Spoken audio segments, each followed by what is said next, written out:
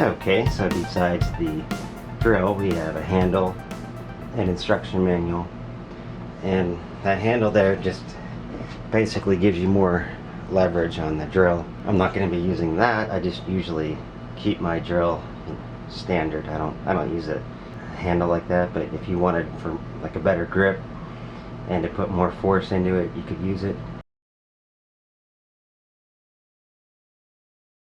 So I'm just going to throw my Bosch bit in here now.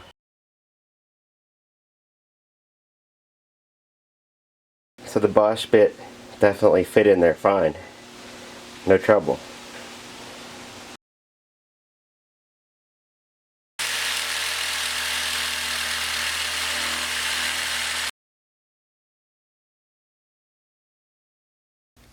Okay, so the Ryobi, actually it did get through it. It took about 1 minute, which is not too bad, especially for the price. What I learned though is this switch, when you see, like it's kind of like the opposite of what you think. To the left is hammer, to the right is regular drill. So what I mean is if you see the hammer on the right, then it's hammering. And then if you click the switch to the right, you'll see a drill bit. That's drill. It goes right through the brick and mortar, no trouble. It has been over 6 months now since I bought my Ryobi hammer drill, and I'm still using my Bosch concrete bit. And as you can see, the Bosch bit is really long, but that's so I can get through concrete block and then brick. So I really needed the extra length to accomplish that. What I can say is, like after, like I said, well over 6 months, everything's working great. And the thing I'll say that's most effective about it is the hammer drill. I mean, that's why I bought it, right? Of course, you know, like I said before, there's 2 different settings. You can set it on regular drill or hammer drill. But I mean, regular drill, you know, anybody, even Black & Decker can handle that. But the hammer drill part, you know, that's where you usually have to get a pro setup. But I'll tell you, if you watch my other reviews, you may have heard that I used to have a Ryobi Sawzall and I burned it up on one job. Now my Ryobi hand drill here has been through many jobs. I've beat on it and it's performed. A few of the features that I will say has made it last. Well, number one, you're not going to believe this, but I always go with corded because I need more power. I understand lithium batteries are getting better, but they're not good enough for professional use in my opinion. I need real power.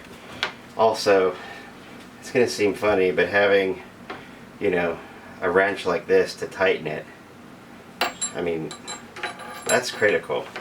You know, I've had like cheap Black & Deckers where you tighten the drill bit by hand. That doesn't fly when you're trying to do concrete work and hardcore brick work.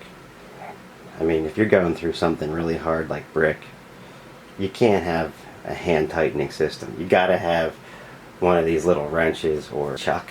I'm going to show you just a couple of features. Right here, you have your variable speed. So I like to crank it up. This button here allows you to continuously run it without having to hold the trigger in. Here you have your reverse, forward. This is still working. I think I explained before, you can see right there a little hammer. See this switch? Just goes up and down. Okay, so it's one thing for me to tell you the Ryobi's working perfectly after 6 months, but it's another thing for me to show you.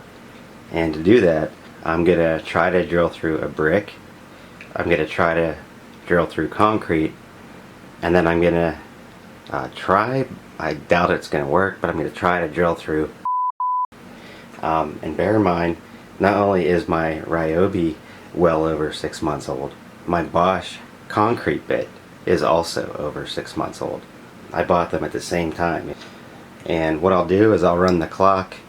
The clock will record in real time, so when I'm done, you'll know exactly how long it takes me to drill through each of the 3. That is, if I'm able to drill through. So let's put it to the test and see what happens.